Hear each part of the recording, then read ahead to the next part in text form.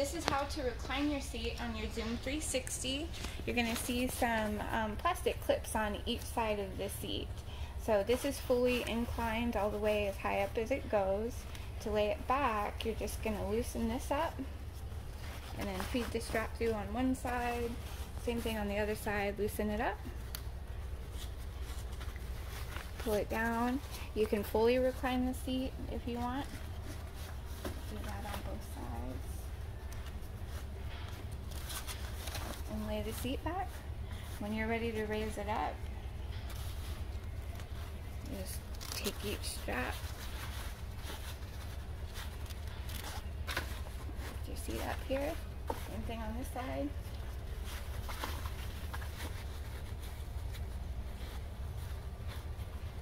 Give it a good tug on both sides. And it's in place.